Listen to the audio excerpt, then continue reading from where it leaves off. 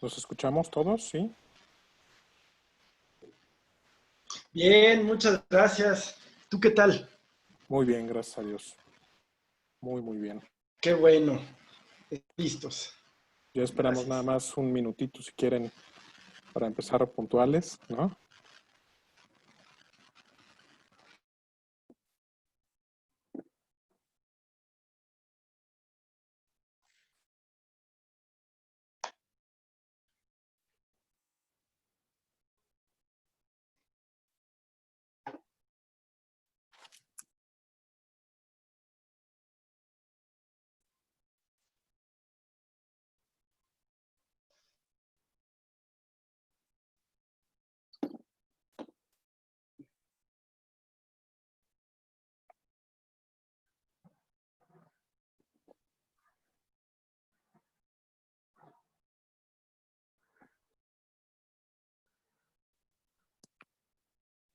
Muy bien, si quieren, vamos a empezar nada más una pequeña petición, ¿no?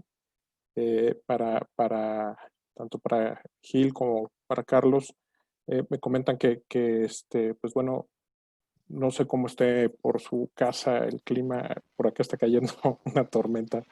Entonces, es posible que el tema del sonido se vea por eso un poco afectado. Entonces, yo lo que sugiero nada más para efectos de nuestra participación es que en tanto alguno de nosotros está participando, los otros dos mantengamos nuestro micrófono en silencio.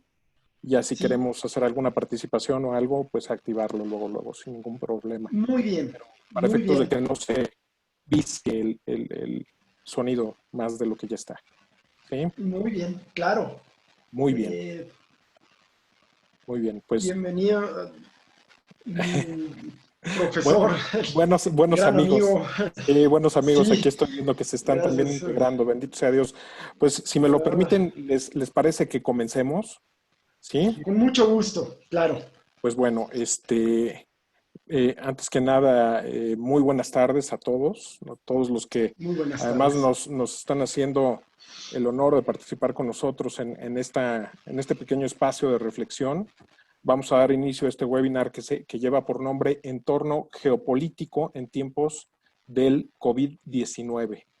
Mi nombre es Juan Manuel Otero Varela y a nombre del posgrado de la Facultad de Derecho de la Universidad Panamericana les quiero dar pues la más cordial bienvenida a todos los que se han tomado unos minutos y que ya se encuentran obviamente conectados con nosotros, ¿no? Y a todos los que se vayan sumando, bienvenidos. Eh, para abordar la temática prevista en este espacio de reflexión, pues me acompañan el día de hoy, como pueden ver, además de un servidor, dos grandes profesores y muy queridos profesores de nuestra universidad, muy conocidos tanto por las aulas de licenciatura como de posgrado. Eh, Me refiero al profesor Carlos Preciado, eh, quien estará con un servidor como moderador de este espacio, y del profesor Gildardo López Hernández, que pues es nuestro ponente invitado del día de hoy. A ambos, bienvenidos. Eh, Acto seguido, pues daré Gracias, muchas gracias. algunas pequeñas líneas, alguna semblanza, una breve semblanza de nuestro invitado. Don Gildardo López, pues es licenciado en Derecho por la Universidad Panamericana en su sede de la Ciudad de México. Ha realizado estudios de maestría en políticas públicas por la Universidad Anáhuac del Norte y cursó el doctorado en la Universidad Panamericana. Cursó también el programa de alta dirección, el AD1, en el Instituto Panamericano de Alta Dirección de Empresa, el IPADE, y cuenta con una amplia experiencia profesional que se extiende a los ámbitos privado, social y público, siendo claramente este último espacio, el espacio público, en el que ha desempeñado pues diversos cargos directivos, tanto en el gobierno federal como también en el Poder Legislativo, ha sido asesor en el Legislativo Federal y ha sido también diputado local en la Asamblea, entonces Asamblea Legislativa del Distrito Federal. También ha sido académico, sigue siendo académico además, gracias a Dios, afortunadamente, y ha sido consultor independiente en temas regulatorios. Actualmente es director general adjunto de legislación y consulta en la Procuraduría Fiscal de la Federación. La verdad es que es un honor estar compartiendo con ustedes el día de hoy este espacio de reflexión. Muchas gracias, Carlos. Gildardo, muy buenas tardes y es un gusto estar con ustedes. Antes El de gusto es mío, comenzar, muchas gracias. gracias mi querido Gildardo, muchas gracias mi querido Carlos. Antes de comenzar con este pequeño espacio de reflexión, quiero comentarles a ustedes cómo estaría la dinámica de participación, tanto de los que vamos a estar aquí el día de hoy exponiendo algunos temas, como de quienes nos están acompañando como participantes, ¿no? Y bueno, básicamente la dinámica acordada, pues es básicamente que un servidor exponga algunas líneas que podríamos abordar como reflexión respecto del entorno geopolítico, del entorno global, ¿no? Con motivo o a partir de esto que conocemos como el fenómeno del COVID-19. Y posteriormente que nuestro buen amigo Gildardo, nuestro invitado, pues nos haga una pequeña reflexión sobre alguno o sobre varios de estos temas que se proponen, que se ponen sobre la mesa para que podamos platicar. Básicamente serían unos 30 minutos de participación de Gildardo en ese sentido, para posteriormente Carlos Preciado, nos ayude también, pues, haciendo alguna reflexión tanto sobre lo expuesto por Gildardo, como si quiere abordar alguno otro de los temas que se hayan puesto sobre la mesa por un servidor. Posteriormente, daremos un espacio para poder abrir las preguntas, los planteamientos que nos hagan por parte de quienes nos acompañan el día de hoy como público y le podamos dar respuesta a estos planteamientos también en un breve espacio. Pues básicamente esa sería la dinámica que está propuesta para este webinar. Y bueno, sobre eso, pues no me quedaría más que precisamente comenzar a plantear, hacer estos primeros planteamientos. Para esos efectos, pues yo comenzaría con una pregunta. La primera pregunta que me surge, pues al abordar estos temas y al abrir estos espacios de reflexión es, ¿cómo consideramos que incide este fenómeno, el fenómeno del COVID-19 en nuestro entorno, ¿no? Esta pregunta, además, que es muy general, nos la podemos realizar todos nosotros desde distintos ámbitos, ¿no? Ámbitos de nuestra vida. Esta pregunta la podemos descender hasta nuestro espacio privado y decir cómo incide, ¿no? Este fenómeno en mi vida personal, en mi espacio individual. Pero de ahí podemos irlo subiendo, ¿no? Al espacio social, después al espacio público, y dentro de este espacio público podemos incluso bifurcarla. ¿Cómo incide este fenómeno dentro de lo que es el espacio nacional y cómo incide dentro de lo que es el concierto internacional, dentro de lo que es propiamente el fenómeno global? ¿Qué es lo que nos trae el día de hoy a la plática? Sobre esta pregunta, ¿no? Lo que yo he encontrado por lo menos es que hay dos grandes vertientes, ¿no? Hay dos grandes, digamos, escenarios o dos grandes enfoques. El primero de ellos nos dice, es la tendencia que nos dice que el COVID vino a transformarlo todo, ¿no? El COVID es un parteaguas en nuestra forma de vivir, en nuestra forma de interactuar, en nuestro espacio público y privado, ¿no? Y hay otra vertiente también y sobre todo considerando estos temas de análisis geopolítico, que dice que más que el COVID sea un fenómeno radicalmente transformador, lo que viene a ser es un fenómeno acelerador. Un fenómeno que ha acelerado algunos aspectos que ya se veían desde tiempo atrás, ¿no? Que ya se veían previos a este fenómeno del COVID y que actualmente pues se han ido acelerando con motivo de este fenómeno. Entonces, bajo este contexto, bajo estos dos enfoques, podríamos nosotros abrir una serie de temáticas, abordar una serie de temáticas, considerando claramente el tiempo que tenemos asignado para este espacio, que además están muy relacionadas con el tema de la globalización o de la geopolítica.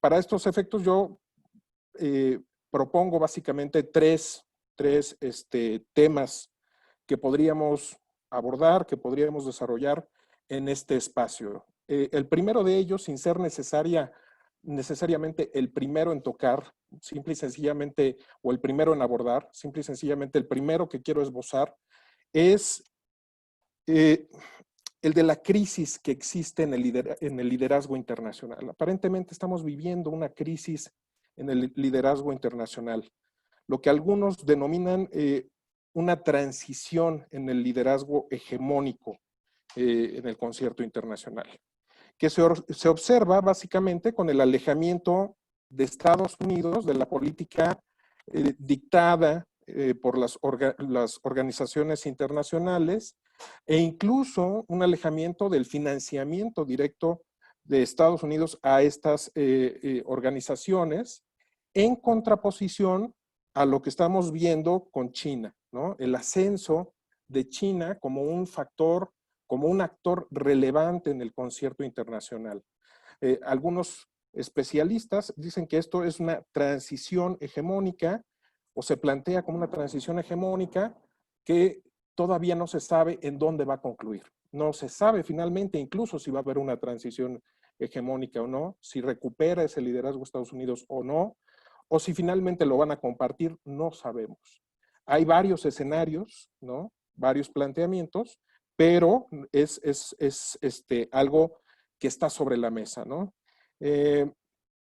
Bajo este contexto existe una aparente transición que ya veíamos desde previo al COVID que se reflejaba en ciertos conflictos, en una guerra, ¿no?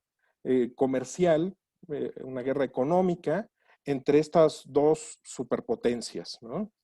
Entonces, sobre este proceso, mi planteamiento sería, ¿cómo afecta el COVID este proceso? ¿Lo acelera? ¿Lo aletarga?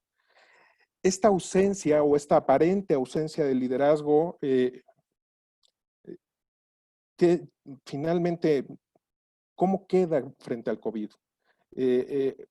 ¿Va a haber una transformación o va a haber algo distinto de lo que hemos visto con motivo del COVID relacionado con esta transición o no? Y eso sería un primer tema que podríamos abordar, ¿no? El tema, digamos, del liderazgo, del hegemonismo internacional. Otro tema que está muy relacionado con esto es, bueno, ¿qué está pasando, ¿no? En el orden internacional, ¿no? Es decir, conforme a lo que corresponde al orden internacional, que se generó básicamente a partir de la Segunda Guerra Mundial, esta superestructura de organismos internacionales, la ONU, la Organización Mundial del Comercio, la Unión Europea, el Mercosur, la región del Tratado de Libre Comercio, ahora el TEMEC, ¿no? O TECMEC, en fin, todas estas organizaciones regionales, organismos técnicos supranacionales, incluso organismos políticos, cómo finalmente acaban de embonar en estos cambios, porque finalmente lo que pareciera es que con motivo de este vacío que hay de liderazgo, lo que ha pasado es que también han entrado en crisis, aparentemente han entrado en crisis. Vemos la Unión Europea con el fenómeno del Brexit, por ejemplo, que finalmente es una fotografía de lo que ha estado sucediendo. La región del Tratado de Libre Comercio de América del Norte, que también ha sufrido modificaciones importantes en la política comercial, en la forma en la que se entienden las relaciones comerciales entre estos países. Entonces, ¿cómo quedamos finalmente? O sea, ¿cómo quedan estos organismos internacionales que anteriormente regían incluso las políticas públicas de los países? Eh, ¿Seguirán teniendo esta misma influencia o no? ¿Quién suplirá esta influencia? ¿O su influencia será ya realmente una influencia técnica, como lo que podemos percibir tal vez a través de la Organización Mundial de la Salud con este fenómeno? ¿Y dejarán la influencia política a las superpotencias? ¿Qué es lo que sucederá con esta superestructura estatal? Y finalmente, ¿no? Como un último tema que yo pongo sobre la mesa, como un último tema, podríamos abordar, yo creo, el comportamiento de los estados-nación en este paisaje. ¿Cómo se comportan los estados, las naciones, ¿no? Dentro de este paisaje? Han ido tomando fuerza, han ido tomando poder, este vacío que aparentemente han dejado en el entorno internacional, la estructura supranacional ha ido retomando lo del Estado-Nación. ¿Cómo lo han ido retomando? Aquí, por ejemplo, se me ocurren tres planteamientos, ¿no? Porque finalmente tampoco es hablar de la política nacional, es hablar de cómo esta política nacional trabaja en función del entorno geopolítico. Entonces, ¿cómo lo podemos leer? Podemos hablar de un fortalecimiento de los estados ante un debilitamiento o falta de gobernanza o de liderazgo por parte de estas superestructuras. ¿Cómo podemos leer este fortalecimiento? Todos los escenarios son negativos. Hay muchos especialistas que hablan de una posible reforzamiento de los estados-nación o de un posible autoritarismo en los estados-nación, ¿no? De una pérdida de esos derechos que ya había ganado de alguna manera la sociedad civil frente al Estado y frente al gobierno, ¿no? ¿Realmente es tan negativo este escenario? O podemos hablar, no sé, la semana pasada tocábamos con el doctor Salvador Cárdenas este término de la antifragilidad constitucional con motivo del paradigma inmunológico. Es importante que los estados nacionales, los estados-nación tengan esta cláusula un poco de exclusión que les permita actuar ante la emergencia, ante la excepción, para no salirse también del marco jurídico. ¿Hasta dónde puede llegar esa cláusula de excepción, ¿no? Esa cláusula de estado de emergencia en un momento dado? Y finalmente, ¿cómo ha afectado y qué tipo de crisis podríamos esperar en los países nacionales con motivo del COVID?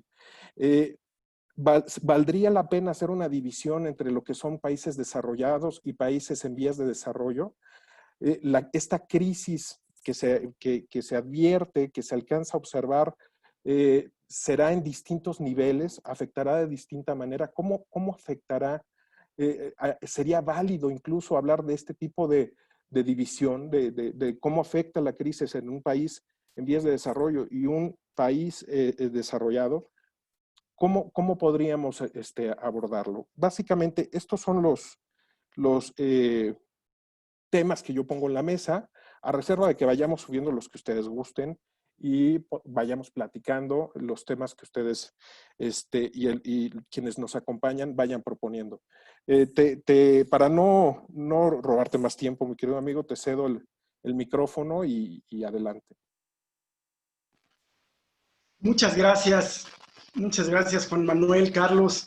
Un gusto estar con amigos departiendo y el enorme privilegio de estar pues en mi casa. Soy orgullosísimamente egresado tanto de la licenciatura como de los posgrados, aún estudiante siempre, profesor desde hace tiempo. Y es un agradecimiento a las autoridades de la universidad, al doctor Lozano, al doctor Raúl Bolaños, a ustedes, por supuesto, y a quienes han sido mis maestros y amigos en la propia universidad, que me daría mucha pena obviar algunos, pero a Guillermo Tenorio, a Juan Abelardo Hernández, al licenciado Mayagoitia, a Miguel Ángel Hugo, y por supuesto la enorme responsabilidad de continuar con este ciclo de conferencias webinar que inició pues ni más ni menos que mi maestro, el doctor Salvador Cárdenas, a quien también no solo agradezco pues por estar hoy con nosotros acompañándonos, sino porque en mucho la poca o mucha capacidad de análisis político que tenga yo y el amor por el estudio teórico de la política, pues en gran medida se lo debo a él. Siendo así, pues hablar de un mundo post-COVID, tal parece que es el tema. Hoy día no parece haber más tema que el COVID, siendo que, y es muy pertinente y atingente comentarlo, pues los otros planos, digamos, los otros aspectos de la vida siguen corriendo, a pesar de la pandemia. Si bien en algunos lugares ya existe una recuperación, en otros apenas vamos entrando, algunos estarán todos estamos en algún momento y no deja de ser el gran tema.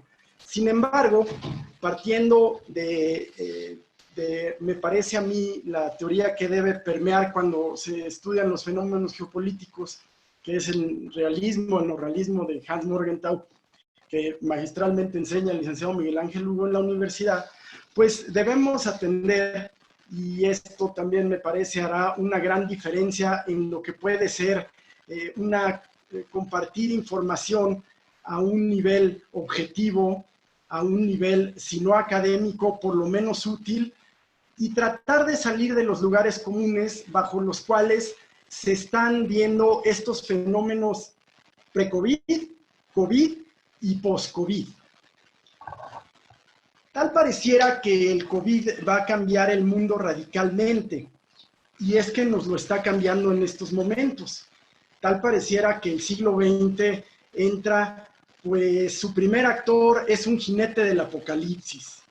Y el siglo XX, que se había planteado como el siglo de los grandes objetivos del milenio, con un primer objetivo en el mediano plazo al 2030 de desarrollo sustentable, de nuevas energías, de gobiernos, es decir, de gobernanza democrática, parecen haber quedado en el olvido.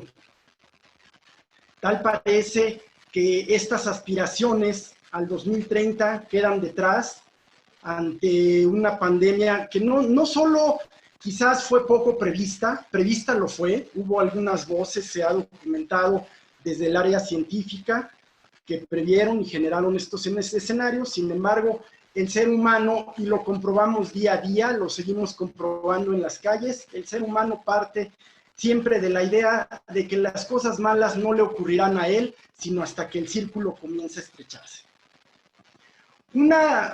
Yo soy muy afecto a la ciencia ficción, y una de mis novelas favoritas se llama Una ventana al verano, de un autor, Robert A. Heinlein.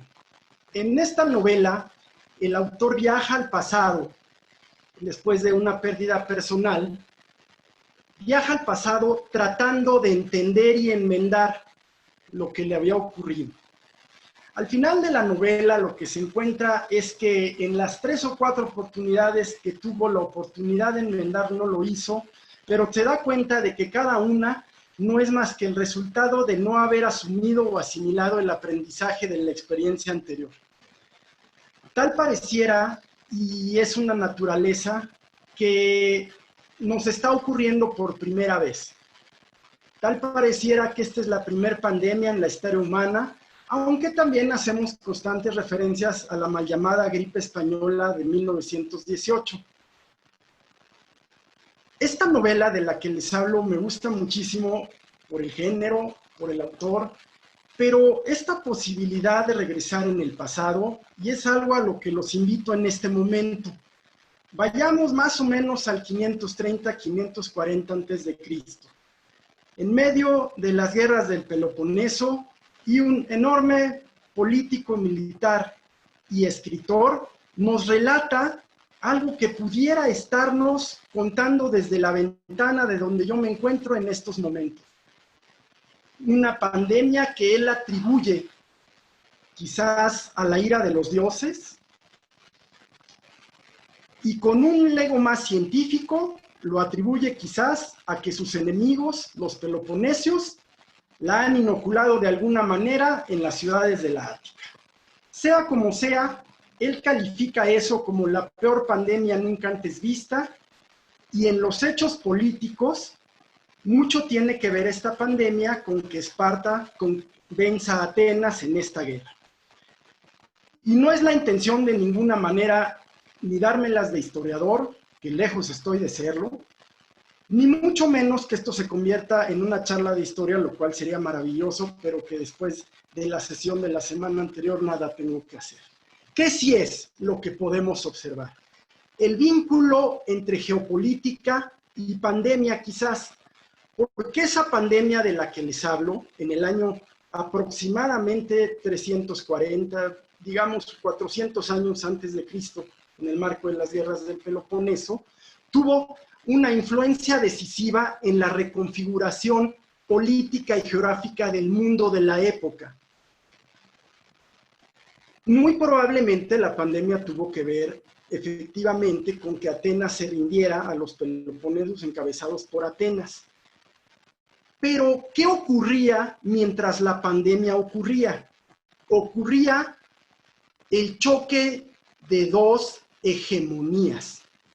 Evidentemente, hegemonía tiene una raíz griega, pero más allá de eso, porque también muy lejos estoy de ser un lingüista, era la manera en que los espartanos se presentaban. Yo creo que ha de haber dado bastante miedo que el emisario espartano llegara a presentarse: muy buenas tardes, soy la hegemonía. La hegemonía nos habla de una relación de dominación y por ende de una relación de subordinación. Yo soy la hegemonía. Y las hegemonías tienen algunas características básicas. Un poquitito más adelante hablaré de ellas. En este momento, bástenos saber que las hegemonías son absolutamente egoístas. A las hegemonías, no les gusta que existan otras hegemonías. Yo soy la hegemonía, no soy una hegemonía. ¿Qué caracteriza las hegemonías? Principalmente en el pasado, cada vez menos en el presente, pero aún un enorme poderío militar. En segundo plano, un enorme poderío económico. Y en tercer plano, una característica que nos ayuda a ir determinando quiénes lo son o no lo son. Las hegemonías se caracterizan porque sus países vecinos no representan para ellos una amenaza real, vaya, un rival en ninguno de estos términos, ni militar ni económico. Es el caso, pues, de Atenas y Esparta en este episodio que le permito compartir con ustedes y que también me da pie para comenzar un poco a tocar los temas que Juan Manuel nos ha planteado el día de hoy. Primero, en el realismo con el cual debe abordarse desde mi perspectiva el estudio de la geopolítica, no caben ni soluciones fáciles, ni menos profecías válidas. El mundo cambió de diciembre a hoy de una manera inaudita e inusitada. Pero nuestra memoria es corta, porque cuando en el año nuevo 2019-2020 China tardíamente da a conocer que el número de contagios amanece con convertirse en ese entonces y en ese momento en una epidemia, el mundo era ecologista, el mundo abrazaba a los koalas australianos. El mundo le quería echar agua a los incendios. El mundo estaba literalmente en llamas. 2 años antes, habíamos tenido los terremotos aquí en Ciudad de México. Cada uno de esos macroeventos nos hace pensar que ese evento en particular es una vuelta de tuerca, una verdadera bifurcación en la historia. Sin duda, se modifica el rumbo de la historia. Multiplicidad de filósofos, economistas, politólogos, muchos recién generados, hablan de escenarios en uno u otro sentido. El filósofo pop de moda, Zizek, nos habla de la caída del capitalismo, mientras que su contraparte coreana, una disculpa enorme, soy incapaz de pronunciar su nombre y lo digo con inmenso respeto, le dice que no solo el capitalismo no va a caer, sino que se va a fortalecer en sus estructuras. Podemos volver y ver qué pasó después de la pandemia de la que nos habla Tucídides. Simple como tal, Esparta se impuso y una de las 2 hegemonías se impuso. Porque desde entonces, los observadores, analistas, estrategas, comprenden que el curso del surgimiento de una nueva hegemonía o el curso de la existencia de 2 hegemonías es indispensable e indiscutiblemente la guerra. No quiero ser un profeta del desastre de ninguna manera y no lo soy. La guerra comenzó hace tiempo. Y como esta pandemia marcó al mundo griego 500, 400 años antes de Cristo, 4 siglos después, aproximadamente, pensemos en el siglo IV, la famosa peste negra, segunda pandemia, que azotó fundamentalmente a la ciudad de Génova, fundamental, pero no exclusivamente a la ciudad de Génova, tiene una característica que se comparte con la nuestra, vaya, aunque no nos guste, y se comparte con aquella de la que nos hablan Sófocles y Tucídides. ¿Qué se comparte? Que los puntos a partir de los cuales se irradian estas pandemias son también nodos, lo que hoy día conoceríamos como nodos comerciales. ¿Qué es Atenas? Sino el gran nodo marítimo comercial policultural de su época, que es Génova en la época de la peste negra en el siglo IV, el gran nodo comercial del Mediterráneo y el Mar Negro, ni más ni menos. Los genoveses, de hecho, le achacan, lo que voy a decir no es a guisa de guasa ni broma, pero vaya, no deja de causar cierta gracia. El primer evento que los estudiosos de la ciencia militar registran como un acto de guerra biológica es el evento en el cual los hunos llenan un barco con compatriotas muertos infectados y lo introducen a la ciudad de Génova. Con lo cual, y además de que narran los cronistas de la época que los hunos arrojaban cuerpos infectados que venían desde donde venían ellos a la ciudad de Génova. Y se registra así el primer evento de guerra biológica. ¿Pero qué cambia? Bueno, cambia sustancialmente un término que siglos después volvemos a utilizar, la ruta de la seda. ¿Qué era la ruta de la seda? Era efectivamente una ruta comercial que unía a Oriente y Occidente, todos lo sabemos, pero más que eso, era la bisagra cultural y política que unía a estos 2 mundos, jurídico, político, cultural y socialmente distintos, pero que tenían su punto de convergencia en el nodo del surgimiento de una nueva hegemonía, el Imperio Otomano. ¿Qué es la ruta de la seda? Bueno, pues es ni más ni menos que una ruta geográfica de comercio y economía, una economía globalizada, como lo fue el Mediterráneo de Grecia y como lo va a ser el mundo después hasta el día de hoy. La globalización, más allá, porque no lo es, de una ideología, de una corriente, es simplemente un hecho que ocurre.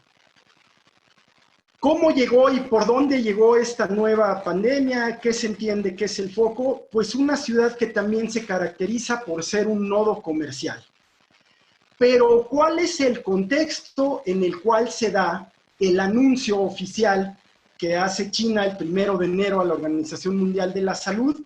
El contexto son meses, prácticamente años, de una intensa guerra entre una hegemonía que por un lado se niega a hacerlo. Los Estados Unidos de América han decidido tomar una posición aislacionista respecto al papel relevante que tuvieron como liderazgo del mundo occidental en el pasado inmediato, y se ha vuelto a una política que mira hacia sí misma. La nueva geopolítica va a estar determinada no por el coronavirus, sino por la nueva geopolítica norteamericana, que hago un paréntesis, trasciende el bipartidismo. Generalmente en temas de política exterior, republicanos y demócratas suelen estar de acuerdo, y que desde prácticamente la presidencia del presidente Bush hijo, ha decidido irse retirando de la presencia militar y por tanto geopolítica que tenía en diversas partes del mundo. Por supuesto que la segunda guerra más larga de la historia, que es Afganistán, para los Estados Unidos resultó costosa en todo término, y esto ha generado que se cumpla la infalible ley de la política, en la cual no existen espacios y se llenan de inmediato. Ese espacio que en el ámbito geopolítico han dejado los Estados Unidos ha intentado ser llenado por otros actores relevantes.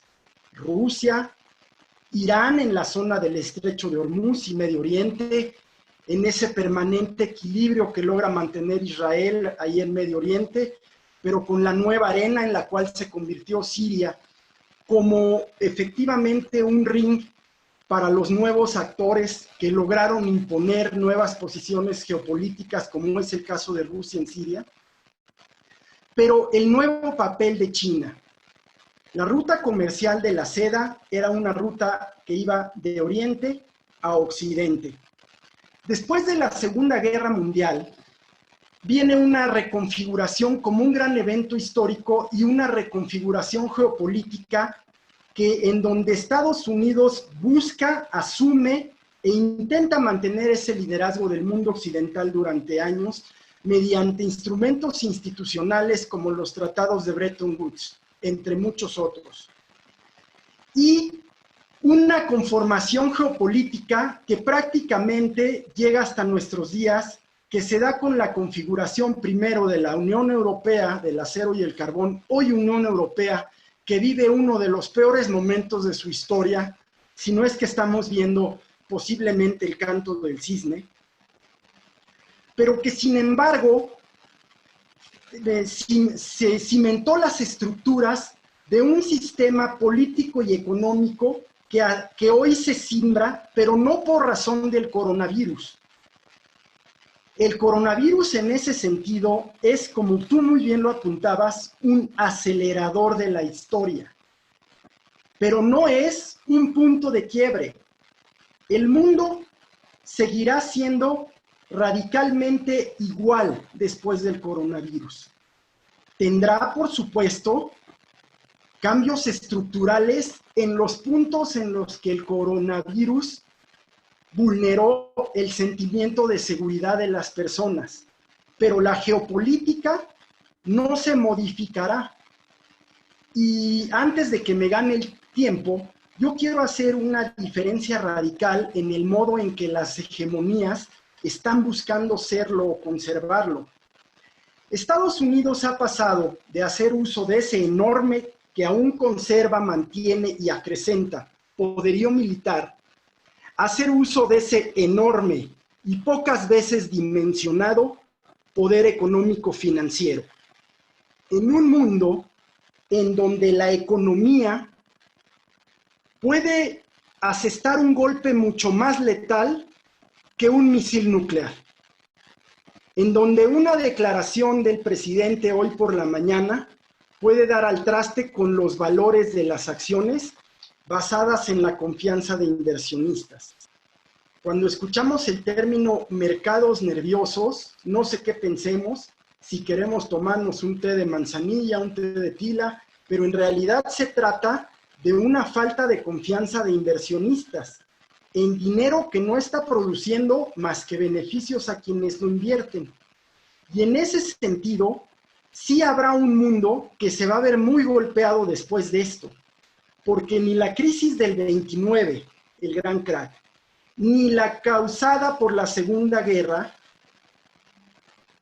dañaron tanto a un sector que va a resultar sumamente dañado en esta ocasión, que es el sector de los servicios por primera vez.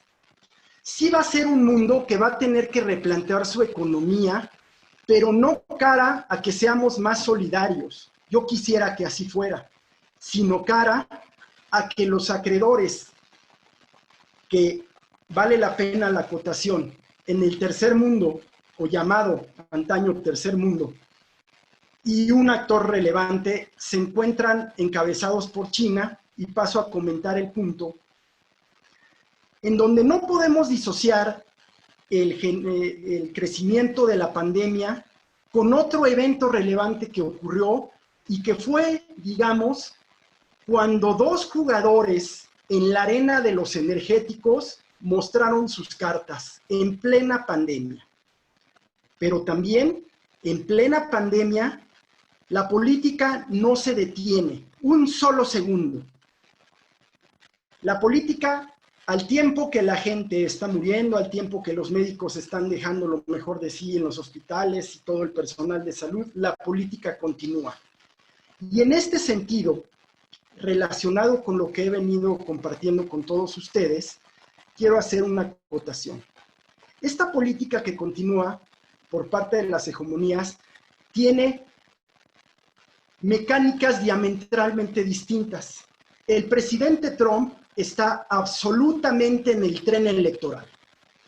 En las democracias occidentales, aun cuando los periodos electorales sean por lo general cada 3, 4 o 6 años, en realidad estamos en elecciones cada año y medio o cada año. Todo el tiempo el político está pensando en su reelección o en su eventual elección hacia otro cargo. Y esto hace una diferencia sustancial, porque la política bajo la cual se está gestionando tanto el conflicto Rusia-Estados Unidos como la visión bajo la cual se está gestionando la pandemia, tiene por un lado un viso electoral que no tiene China.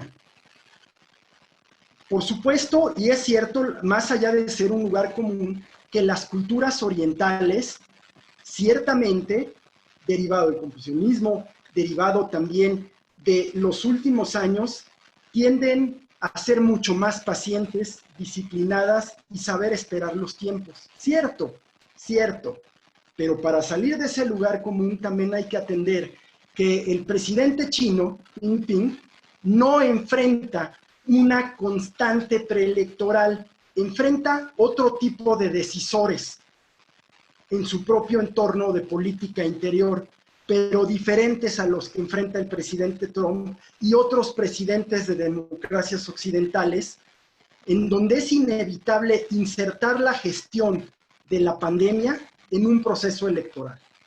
Muy, muy difícil. El caso también en donde, ¿qué ocurría en Europa cuando la pandemia los alcanzó?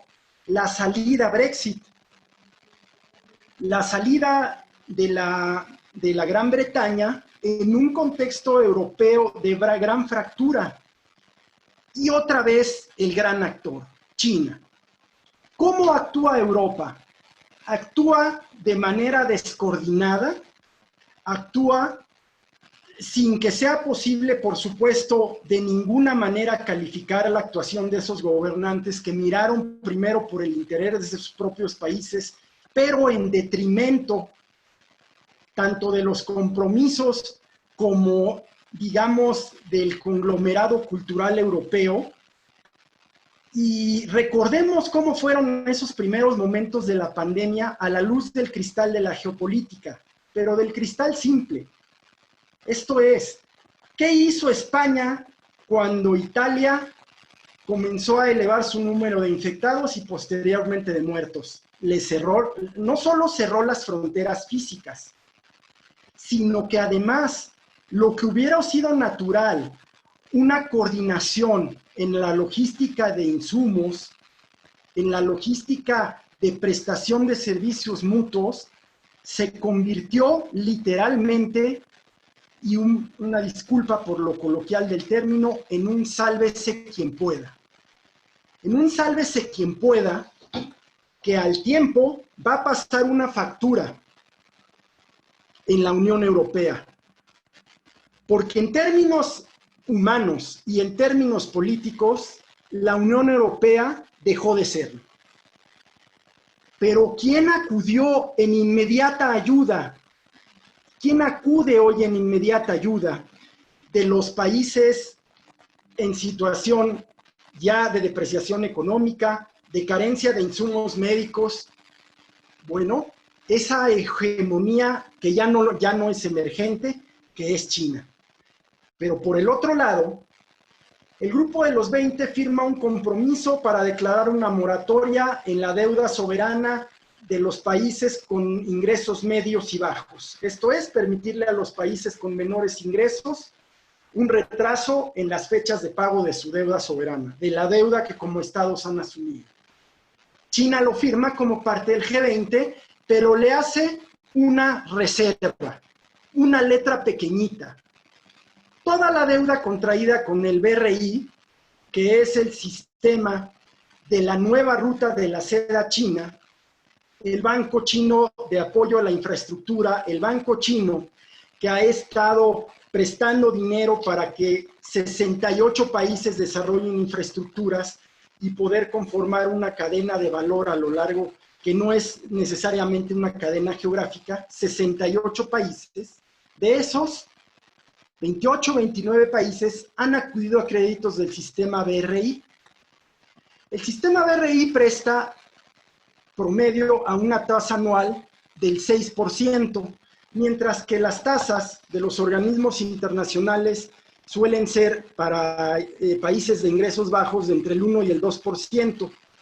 China pide prestado a estos organismos y represta, no sé si exista el término, con una rentabilidad en estos réditos, con una rentabilidad entre ambas tasas.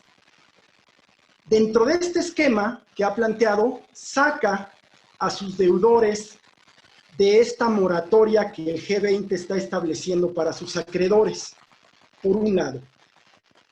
Por otro lado, en este mismo contexto de la pandemia, se da lo que viene siendo ya, o era cuestión de tiempo que ocurriera, y nos va a ayudar a entender también algo que ocurrió en lo doméstico, así espero que ocurra, que fue la guerra del petróleo. Hacía muchísimo que no teníamos estos precios en negativos. Prácticamente en la época de la guerra del Golfo, y luego sufrió un incremento, en fin. Partamos de que si bien todos somos proclives a las industrias renovables y que sin duda en aras de un mejor medio ambiente deben ser las fuentes que serán y deben ser apoyadas, el mundo está diseñado para la utilización de las fuentes fósiles, hidrocarburos, petróleo, gas, carbón, por muchos años. La maquinaria, toda la infraestructura industrial del mundo prácticamente está pensada para estas fuentes fósiles, los automóviles, los vehículos, los aviones, los barcos sobre todo, están diseñados cada una de las piezas de su maquinaria para el uso de estas fuentes fósiles. ¿Qué quiero decir con esto? Que el mercado que está detrás de estas fuentes es inmensamente grande y poderoso, tanto de estados como de particulares. Y es interés de algunos de estos estados, y reitero, de estos intereses, mantener el uso de estas fuentes. Sin embargo, es creciente el uso de otras fuentes de energía como la eólica, la fotovoltaica, en fin, incluso la hidroeléctrica. Muchas otras fuentes. Sin embargo, la gran fuente y de la cual dependen muchas economías es el petróleo, tanto como consumidores como demanda, como proveedores. En este contexto, dos países habían visto decrecer los precios del petróleo con muchísima preocupación.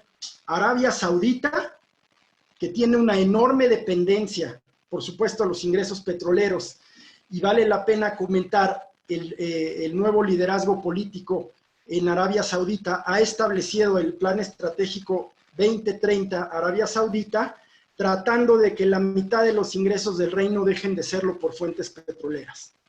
Pero por el momento así es. Y Rusia. Vale la pena comentar, cuando yo decía que los grandes deudores del sistema BRI, del Banco Chino de Desarrollo de Infraestructura, son países, digamos, en desarrollo, y un actor relevante, me refería ni más ni menos que a Rusia. Rusia es el gran deudor del sistema bancario de banca de desarrollo chino. En este mismo contexto, también es que Rusia es el gran productor de gas, fundamentalmente, pero no exclusivamente para Europa. ¿Qué quiere decir esto? Por supuesto que tenía un enorme interés en mantener los precios del petróleo, junto con Arabia Saudita, pero junto con Arabia Saudita tenían la posibilidad en reservas de divisas de soportar una baja como la que se dio respecto, o soportar mejor esa baja, respecto de países cuyos costos de extracción son muy costosos, como es el caso de México, Ecuador y otras naciones. Sin embargo, ingresa el interés geopolítico de los Estados Unidos en no depender de fuentes de Medio Oriente y mucho menos rusas. Y se complementa, digamos, como una salsa en este guisado, con el gran acreedor de todos o de gran parte de estos países en desarrollo cuyas economías dependen del petróleo, como lo es Venezuela, por supuesto, mencionaba yo a Bolivia. Es así que se da un cóctel, digamos, una tormenta geopolítica perfecta, en donde además comenzamos a ver una muy interesante construcción de narrativas. Tenemos ya el elemento del surgimiento o el fortalecimiento de la hegemonía china, indudable, por la vía económica y por la vía militar y geopolítica, la construcción de islas en el mar, en el mar de China del Sur, las constantes amenazas en los cielos de Japón, los vuelos sobre Taiwán, y Taiwán y Hong Kong dan para un punto y aparte en la medida en que hoy mismo el presidente Trump, por un lado, modifica la situación jurídica de inversiones de Hong Kong, y la durísima respuesta china, que además vincula con Taiwán, señalando que Taiwán y Hong Kong son parte de China. En esta proverbial paciencia asiática, China ha señalado oficialmente que tarde o temprano Taiwán volverá a ser parte de la China continental. Y el papel que juegan en este ajedrez geopolítico los organismos internacionales, Fondo Monetario Internacional, por supuesto, el heredero de Bretton Woods, pero en este momento la Organización Mundial de la Salud. Taiwán informa 15 días antes a la Organización Mundial de la Salud, es decir, mediados del mes de diciembre de 2019, sus resultados respecto de las pruebas que ha realizado en la población, sobre todo aquella que viene de la China continental, y que arrojan con datos precisos la posibilidad de que se genere una epidemia y posteriormente una pandemia. Sin embargo, la Organización Mundial de la Salud, de la cual Taiwán es miembro de pleno derecho, no informa al mundo sino hasta que China continental, China le informa de los resultados del crecimiento de contagiados en su territorio. Así, la Organización Mundial de la Salud, al insertarse en este juego de la geopolítica mundial, porque nadie desconoce las duras sanciones de China, a quien reconoce la independencia de Taiwán y le da tratamiento de Estado-nación, y la OMS no fue ajena a esto. Situación que en este contexto electoral norteamericano, el presidente aprovecha en la construcción de una nueva narrativa a partir de llamar al virus, virus del Partido Comunista Chino o virus de Wuhan. Y a partir de esta narrativa, la campaña electoral del presidente Trump se está centrando en un enemigo geopolítico que ya no requiere de la presencia de tropas extranjeras. Quizás las grandes batallas se vayan a dar en las bolsas, porque al mismo tiempo China anuncia la desdolarización de su economía y por tanto de las economías asociadas a China, es decir, sus grandes acreedores, con lo cual le crea un daño mayor a que si le hundiera 4 barcos. Ese es el contexto, y no dejar de ver también el papel que juegan otras potencias medias como Irán en la zona del Estrecho de Hormuz, digamos, como el alfil de esta triada Rusia-China en la zona Medio Oriente, y por supuesto el papel ruso, del cual da para otra larga conversación de mucho tiempo. Pero en este contexto, en el contexto acreedor chino, en el contexto jugador geopolítico relevante en Europa, Medio Oriente, sus intentos por acercarse también a América Latina, y dentro de este enorme escenario, el lugar que ocupa México. Esas serían, espero no haberme excedido en mi exposición, pero serían mis consideraciones que espero verdaderamente aporten a que la comprensión. Para terminar, yo diría, ¿el mundo va a ser radicalmente opuesto o radicalmente diferente? No. ¿Cómo se llevaban China y Estados Unidos antes de la pandemia? Mal. ¿Cómo se van a llevar? Peor. ¿Cómo estaba la situación iraní? Mal. ¿Cómo va a estar? Peor. Porque en el curso de la pandemia, Corea del Norte probó también un misil intercontinental, uno más. El mundo sigue. América Latina también. Si pudiera yo decir si la pandemia va a causar la caída de regímenes, sin duda tendrá efectos políticos. El mayor o menor éxito con el que se haya manejado la pandemia en esta terrible disyuntiva que no le envidio a nadie, de tener que decidir, porque en la práctica así ha sido, tener que decidir entre una debacle económica y una debacle sanitaria con costo en vidas humanas, esa terrible disyuntiva ha tenido que ser resuelta. La discusión teórica desde la perspectiva ética es indispensable y válida. Sin embargo, las decisiones han sido tomadas. Las prontas reaperturas, no sabemos qué efectos tendrán. Sin embargo, la presión de los agentes económicos ha sido inmensa. México, como parte de este nodo comercial y parte esencial en las cadenas de valor, no solo de Estados Unidos, sino de otros países, pues ha sido al mismo tiempo sujeto de estas presiones de los actores económicos internacionales, pero por otro lado las sociedades reclaman un grado mayor de protección. Y en este sentido, pues yo nunca fui muy afecto a Daniel Bell, por favor, pero no dejo de reconocer que en este sentido no se equivocó. A la hora de restringir libertades, los estados son enormes, pero a la hora de cubrir las necesidades de la población, los estados son chiquitos.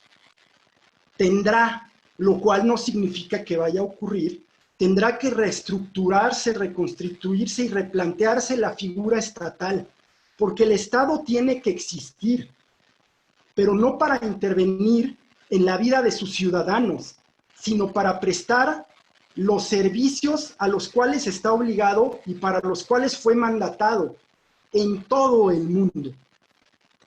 El Estado debe ser fuerte, sus instituciones sólidas, porque parte de la tragedia norteamericana y ese elevadísimo número de muertos tiene que ver con un sistema de salud excluyente.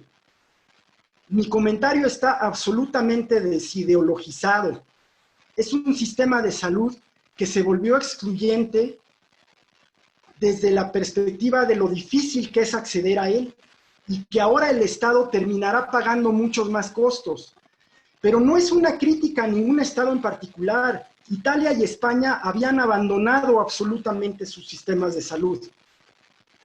Y ahora el costo, que generalmente se cubrió a costa de deuda, de adquirir insumos, los respiradores son carísimos, el alto volumen de todo lo que se necesita.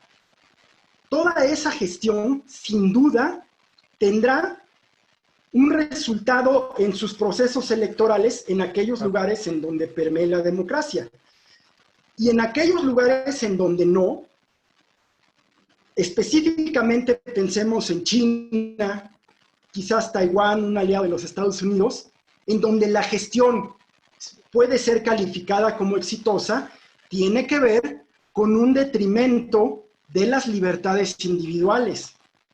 Este es un caldo de cultivo propenso a que los sistemas totalitarios, en aras de mantener la vida, la integridad, la salud de las personas, restrinjan las libertades individuales, como ocurrió después del 2011, me refiero a los ataques a las Torres Gemelas. En ese sentido, en el sentido de la relación humana, por supuesto habrá profundos cambios, y en muchos otros aspectos. Sin embargo, siendo el objeto de la conversación, que espero no haber monopolizado el día de hoy, la geopolítica, habrá los cambios que se acelerarán en virtud, sí, de los eventos detonados por la pandemia, como estos eventos económicos, financieros. Sin embargo, la geopolítica que se encontraba en curso simplemente se acelerará. Este choque, no de civilizaciones, sino este choque de las hegemonías, no es inminente. Ya estamos inmersos en él. Ya venía gestionándose desde previo precisamente a este fenómeno. Claro. Sin duda es un gran marco el que has planteado, mi querido Gil. Es una visión que de alguna manera, como tú bien señalas, no se aleja de la parte con la que iniciamos, que es precisamente, es algo que acelera algo que ya veníamos viviendo, en lo que ya estábamos inmersos en todo lo que es el paisaje internacional. Y si me permites, pasaríamos un poquito a que Carlos nos platicara precisamente algo relacionado con esta temática, considerando lo que has expuesto la verdad, con mucha claridad y con mucha inteligencia, ¿no? Mucha sabiduría, mi querido amigo. Y obviamente considerando también cualquier planteamiento adicional de los que se hayan puesto sobre la mesa. Mi querido Carlos, adelante, por favor. Hola, muy buenas tardes a todos. Trataré de ser muy sucinto para que se le permita a las personas que nos acompañan plantear las dudas ante la extraordinaria, excelsa exposición en el ámbito económico, político, incluso, como decía él, historiográfico que hizo el maestro Gildardo López en tan poco tiempo. La verdad fue sumamente ilustrativo. Y yo nada más mi reflexión va sobre este punto que ha sido el eje rector de la conversación que hemos estado teniendo, esta disyuntiva de si el COVID va a implicar realmente una modificación, un cambio de paradigma, o es simplemente algo que lo acelera. Es decir, si el COVID es el catalizador o es simplemente algo que hace más célere estos cambios que ya se venían gestando con antelación en todas las latitudes del orbe y que ya se encontraban patentes, pero que todavía estaban en desarrollo, todavía estaban desenvolviéndose y aún no se traspolaban, digámoslo así, al plano fáctico todos estos, estaban en ciernes, ¿no? Yo nada más una cuestión, en las reflexiones que yo he realizado respecto del tema, lo que he leído, lo que he estudiado, yo también me decanto por la postura que han adquirido ustedes. A mí me parece que estos cambios ya se venían gestando, ¿sí? Pero ahorita, mientras hablaba Gildardo, y esto es lo bonito de la reflexión académica, me parece, y de estos espacios, me entró la duda, sobre todo cuando mencionaba el actor que es Rusia. Hay muchas incertidumbres respecto de Rusia. Yo, de la información respecto de la cual me he podido allegar, si bien y estamos claros que estamos presenciando una fuerte crisis de legitimidad en muchos ámbitos, en muchas latitudes del orbe, independientemente de cuál sea la fuente de la legitimidad, porque como bien hacía la distinción Gil, no es lo mismo una legitimidad en un corporativismo leninista, como es el caso de China, que en una república democrática, como es el caso de Estados Unidos. Sin embargo, me parece que también debe haber presiones para el presidente Xi al interior del partido, ¿sí?, que pueden llevarlo a tomar ciertas decisiones y determinaciones. Y lo mismo puede suceder con Putin, que si bien no se va a cuestionar de buenas a primeras su liderazgo, la razón o el nexo causal por virtud del cual ellos detentan la potestad en China o en Rusia por parte de la población, sí pueden surgir ciertos agentes políticos que pueden ahí estar estremeciendo o empezar a cuestionar estas situaciones. Y en el caso de Rusia me parece que se encuentran en una situación bastante álgida. ¿Por qué razón? Porque no sabemos cuáles pueden o cómo va a reaccionar Putin. Se puede tomar la decisión de demostrar fuerza, como decía Gildardo hace unos momentos, que no ha habido un impas que muchos veríamos como algo lógico entre algunas de las otras potencias, que cuando se agudiza todo este tema de la crisis sanitaria, las personas o los países más bien y los líderes de los países volcaran los esfuerzos a buscar paliar, minimizar y erradicar esta crisis sanitaria, pero siguieron con ciertas cuestiones, ciertos operativos, incluso militares, como son los conflictos que se han dado, como bien decía Gildardo, entre Estados Unidos, Irán, China, etcétera y demás, ¿no? Mostrar fuerza. Entonces, no se sabe ahorita cuál va a ser la postura de Rusia. Sin embargo, si Vladimir Putin se ve orillado, digámoslo así, a tomar una determinación extrema y tratar de mostrar fuerza para afianzar esa legitimidad de ejercicio que ahora detenta, digámoslo así, pues puede tener o puede implicar un choque, ¿sí?, una segunda marejada, digámoslo así, política, que puede implicar una transformación incluso en las alianzas por la dependencia que muchos países tienen, como decía bien Gil, al gas ruso y por supuesto a la fuerza de producción china, porque también como mencionaban con antelación, estas cuestiones también han implicado que otros países como India, que era como el caballo al que le estaban apostando muchas de las naciones para llevar a cabo esos procesos manufactureros, pues se está sumiendo ahorita en un pauperismo bastante considerable que va a afectar la apuesta de estos países y va a cosechar, digámoslo así, los beneficios de esa situación que se está presentando en India, el país que es China, ¿no? O sea, y entonces, para mí, esa es una posibilidad. La otra sería que Vladimir Putin no hiciera nada, pero que esto intensificara necesariamente la dependencia económica o la dependencia en general al bloque chino. Y esto supondría ya la entrada al continente europeo real de la influencia de este gigante asiático, ¿no?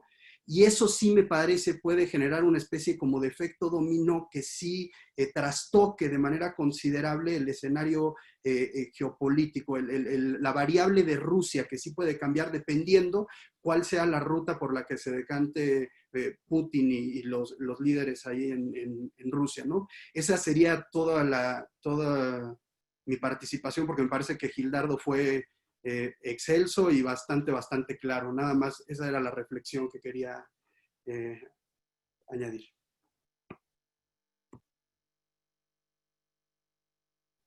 Muchas gracias, mi querido Carlos.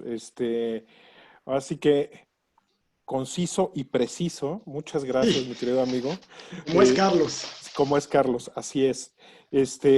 La verdad es que tenemos una gran participación de parte de quienes nos acompañan el día de hoy. Hay bastantes preguntas. Si me lo permiten, voy a ir esbozando algunas, mi querido Gil, a reserva de que vaya recopilando y voy a ir aglutinando algunas por temas. Con mucho gusto. La Claro, primera con que mucho quisiera gusto. plantearte, y plantear a los dos además sin ningún problema, o plantearnos a los tres, es, ¿estamos ante una muerte de la globalización o una pérdida de espacio de las estructuras configuradas al amparo de este fenómeno, el de la globalización, frente a un fortalecimiento de los países en su política interior? ¿Qué opinan de eso? Sé que ya Si me lo permiten, tomaste brevemente, pero se repite en varias no, ocasiones este es un tema planteamiento. toral.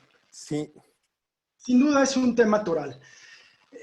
Lo que resulta evidente es un resurgimiento de los nacionalismos, en detrimento incluso de los regionalismos. Este cierre de fronteras que se dio entre países europeos que conformaban una región política, o que conforman hasta el momento una región política, nos habla de un resurgimiento material, pero que en realidad lo que hace es concretar una narrativa y un discurso que muchos de esos regímenes ya tenían. ¿Quién va a negar el discurso de Salvini en Italia, por ejemplo? Vaya, más nacionalista no se puede. Pero también vemos fenómenos atípicos dentro de vuelta hacia sí mismos. Vemos en algún momento de la pandemia las propuestas francesa y alemana de nacionalizar empresas que no son compartidas por otros países. Vemos la propuesta francesa de una política fiscal o de apoyos fiscales común que no es aceptada por Alemania.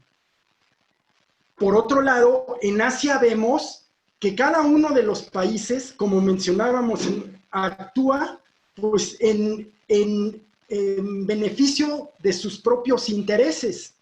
Lo exitoso que pudo ser Corea del Sur, lo exitoso que pudo ser Taiwán, e inclusive la propia China, más otros países que mencionamos menos, pero que también fueron exitosos. Tiene que ver con esta vuelta hacia sí mismos, este resurgimiento de los nacionalismos, y en ese sentido sí creo que esta tendencia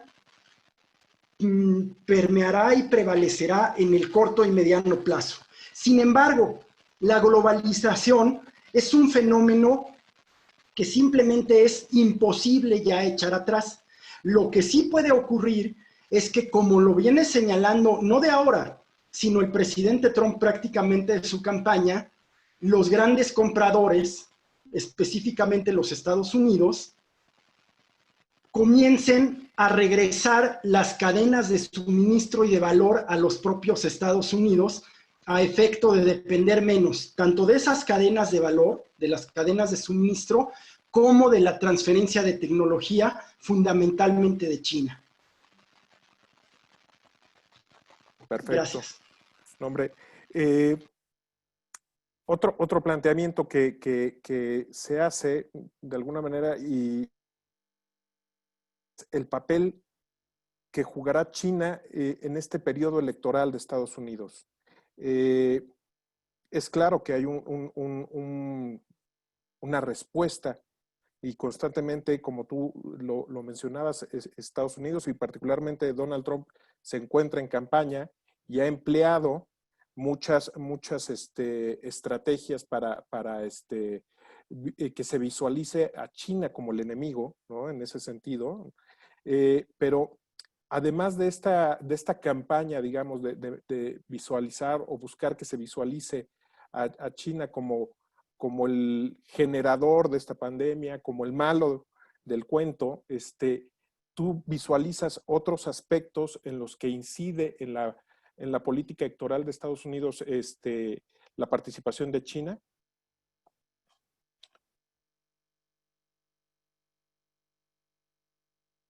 El sonido, mi querido Gil. Micrófono, Gil. Una disculpa. No te preocupes. El tema chino no es nuevo. Prácticamente el asunto iraní y el asunto chino pues se remontan en la historia norteamericana, aunque el tema chino es un poco más reciente. Ya en el pasado ha habido políticas de contención, tanto a Irán como a China. En este momento nos concentraremos específicamente en China, y que tienen que ver efectivamente lo que se sabe a nivel común, pues es de los intentos chinos por hackear o de insertar bots en las redes norteamericanas de los votantes, a efecto, como se ha acusado que hizo Rusia, de incidir en la intención del electorado. Por otro lado, a la vieja usanza rusa también, pues China ha comprado o es accionista de algunos medios occidentales, de manera que tiene medios institucionales para campañas de información y desinformación. Eso es un hecho, no es conspiración de YouTube. El Estado chino es accionista en varios de los medios occidentales. Pero China ha sacado un nuevo armamento. Es el nuevo armamento narrativo. Es el armamento de la diplomacia del cubrebocas y el respirador, pero también es el armamento de la ayuda y la asistencia financiera, en detrimento de ese liderazgo que Estados Unidos ha perdido. Y el tema liderazgo en el electorado norteamericano es importante. Si bien prácticamente el 90% de las acciones del presidente Trump van encaminadas a un electorado muy específico, a su voto duro, existe una franja que es susceptible con estas acciones de lo que su gobierno no está haciendo en el exterior, y en donde China, desde esta perspectiva, sin duda incide e incidirá en las próximas elecciones. Hago una última puntualización a este respecto. Es una simpleza, pero ahí les va. Yo he cruzado algunas apuestas con algunos, no quiero decir de ustedes, pero en el hecho de que la vacuna estadounidense será presentada previa al proceso electoral, a la jornada electoral. Y será presentada porque además así lo ha anunciado el doctor Fauci, que es el doctor Gatell de los Estados Unidos, toda proporción guardada. El encargado de la gestión epidemiológica ha dicho que esperan. Sin embargo, ya hay quien le está ganando la partida, y no hablo de AstraZeneca, que dio un anuncio hace algunos días. La farmacéutica me parece que suiza, sino que alemana. Sino hablo efectivamente de quien puede tirarle ese gran as bajo la manga, y que es China, presentando una vacuna, imagínense ustedes, y ojalá así sea en julio, agosto, con lo cual el potencial efecto de un anuncio de esa naturaleza quedaría absolutamente desinflado. Exactamente. Bueno, eso contesta algunos otros planteamientos, efectivamente, de qué papel o qué ganarían de alguna manera aquellos países en esta carrera por la vacuna frente al virus, ¿no? O sea, hay algo que gane el que lo muestre primero o el que lo anuncie primero. Pues creo que con esto quedaría saldada esta pregunta. Otro planteamiento que se nos hace es precisamente este retiro que tú mencionabas, paulatino de Estados Unidos, de los organismos internacionales, incluso el hecho de que hay dejado de brindar el apoyo económico a algunos de ellos, como por ejemplo lo que anunció Estados Unidos hace unas semanas, que dejaba de brindar apoyo económico a la Organización Mundial de la Salud. ¿Es algo que de alguna manera aprovechará o podría aprovechar China en esta guerra, digamos, en este conflicto por la hegemonía? ¿Es algo que, y cómo entra China en este juego con las organizaciones internacionales? ¿Ella daría el mismo uso o entraría en esta misma dinámica con la que entró Estados Unidos en su relación con las organizaciones internacionales? ¿O crees que sería distinta? ¿Dependería menos o incidiría menos en estas superestructuras? Una disculpa, no escuché bien la pregunta completa, tuve una falla en mi internet. No te preocupes, sí te vi así como como que brincaste de un cuadrito a otro, mi querido amigo. Vamos, la pregunta es, Estados Unidos se ha ido alejando de estas superestructuras internacionales. ¿Cómo crees que vaya a aprovechar esto China? ¿Crees que China se vaya a relacionar de la misma manera con esta superestructura? ¿Vaya a aprovechar esta superestructura de la misma manera que la aprovechó y la utilizó Estados Unidos en su hegemonía? ¿O crees que vaya a ser distinta esa relación? No, yo creo que es una hegemonía distinta. Qué pregunta tan interesante, tan pertinente. Pero de alguna manera y en términos económicos, China empezó a crear mercado desde hace mucho tiempo. Ruta de la seda, ¿no? Parece ser que se trabó. Sí, sí se trabó, pero ya está de regreso.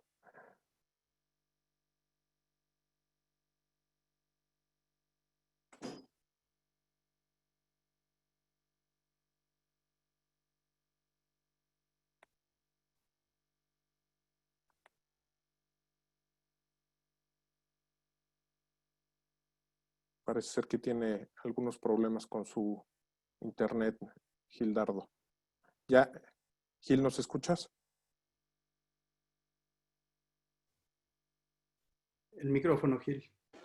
Si me escuchan bien, por favor. Ya, listo, amigo. Sí los escucho. Sí. Sí. Sí, los escucho. Gracias. Una disculpa por estos inconvenientes. No te preocupes, amigo. De carácter de la carga de No la pasa señal. nada. Efectivamente, la pregunta es muy interesante y muy pertinente porque en ese sentido se plantea una reconfiguración. ¿No me